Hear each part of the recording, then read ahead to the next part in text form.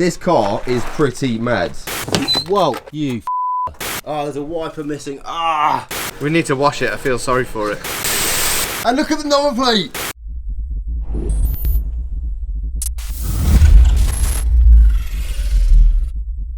What are we doing? Bmw E30. Yep. Yes. You excited? Not really. Idiots! Good morning, you absolutely lovely husbands. No. We said, Mr. Mikey. Yeah. Oh, look at what I can see. $15. Mr. Lozzie. Oh, right, viewers. Mr. Wizzo. All right, mate. Sylvia. This car is pretty mad. Workmeisters. Yep, the Back. back is ridiculous. Wow. You literally eat your dinner off that. That's the Pretty highest mad. it goes as well. Oh, a sea of red brides. Yes. Oh man, I need some of these in my life. And the dash, you can tell the interior is in really nice nick. It's got no cracked dash. It's a bit tight in here for me. Exhaust is from XR and it's got loads of pie cuts. I'll do a little zoom if you can see. It's a one-off custom-made for Spirit Re for this car, and to be fair with you, I've never seen anything like that. That carbon fibre wouldn't last 2 seconds with me. All Literally, gone. one drift day, gone. We are getting a little bit distracted today because today's video is on a completely different type of car, but I thought I'd show you this beautiful car nonetheless. Scouse is working on the Cressida. Australian Australia or New Zealand this came from? Australia. While the boys are just finishing off with the PS13, I'm pretty sure Scouse has got to go to an MOT. I will show you the E30. Some of you guys have probably seen it before in previous episodes, but yeah, she's been sitting here for about 6 months, patiently waiting. Here is the beast, looking absolutely lovely. The engine in this one is unfortunately damaged. It had a little bit of scoring because of oil starvation. Lo and behold, Mr. Sam very kindly donated a 325, so it's an M52 B25, so a 2.5 6-cylinder motor, which we've got in the garage. I thought I'd quickly show you guys the new engine that we've got in waiting for the E30. So yeah, like I said before, it's an M52 B25, which you would have found in a E36, so it's a slightly later engine. I'm not sure on the horsepower on these. Let me know in the comment section. I think they were about, I'm going to say about sort of 150, I think. We've also got a different radiator and quite a few sort of different ancillaries down here as well. The main aim with this car is not to become a drift car. I want to kind of just make it a nice sort of 6-cylinder daily. They sound really good with a 6-pot in them. And the E30 is obviously a really classic BMW. So yeah, the main aim is just to kind of get it working and get it on the road and enjoy it. I'm just going to go and grab the keys for the green machine. We've actually got NOS inbound thanks to a very, very kind Monky London fan. So yeah, loads of cool green machine content coming up. Skyline, Evo of love, Supra, Clifford baby. Very dusty in here. Yes, starts on the button. That exhaust bracket though. Oh my God. 316 lump actually does work. It just runs very lumpy and very badly, so we can actually move the car, which is pretty handy. I'm going to give it a little wash and I'm going to start removing some of the engine ancillaries so we can get ready to put the 2.5 in.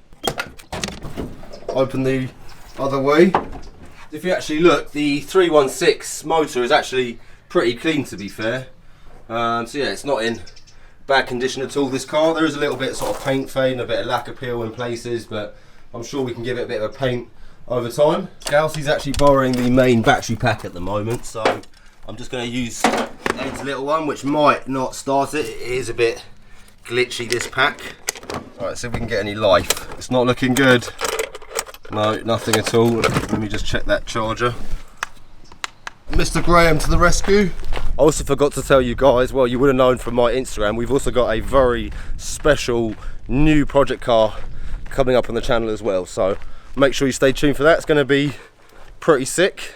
Right, try again. Whoa, you oh, there's a wiper missing. Ah, no. Hopefully it hasn't scratched the windscreen. Right, take 3. That's a negative 10.4. There we go. Oh, listen to that 316 purring.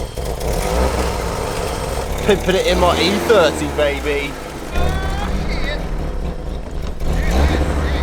You like it, man? We need to wash it, I feel sorry for it. Yes, it needs a wash. It's been sitting around for 6 months, but it's finally come out of the shed. I like it. Yeah. Out of all of your cars, this is my favourite. Oh man, that's cool. I like that you said that. And look at the number plate. Oh my god, New York City, yo! That's so low. Pretty good. It's very low because it's on very cheap coilovers, but they're going to be replaced with a full set of Coney adjustables. First things first, a little bit of air. Because the tyre's looking a bit drift spec. Oh look, I found the wiper. Sick. I think first things first, the car is looking pretty sorry for itself. We'll give her a little clean.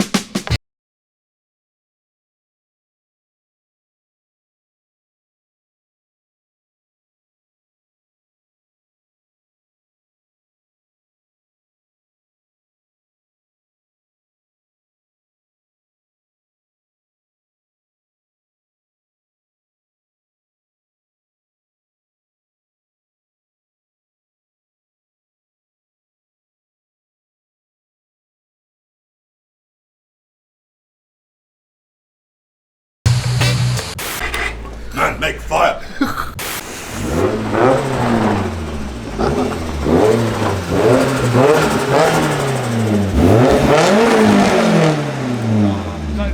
Proper raspy, isn't she? Yeah. Do it again.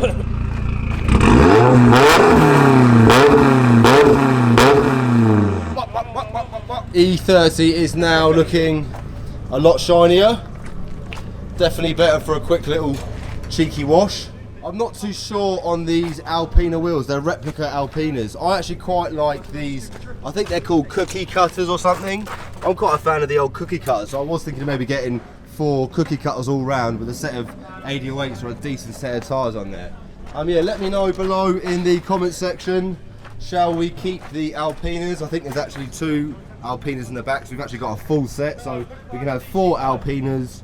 We can change to cookie cutters all round, which is these ones, or we can get a completely different wheel altogether.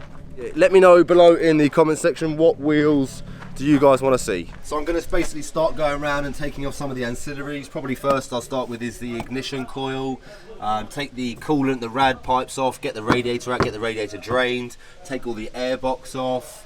Yeah, pretty simple to be fair. So yeah, let's crack on. Cap off. Next up, start removing this rad hose. And then take the Sweet. cap. Wish me luck. Don't worry, that's a big, massive drain underneath. Definitely environmentally friendly. Alright, that's the inlet track. Okay, that's the air box undone. I believe if we take this out, I'm not an E30 specialist, but should be able to work it out. There we go.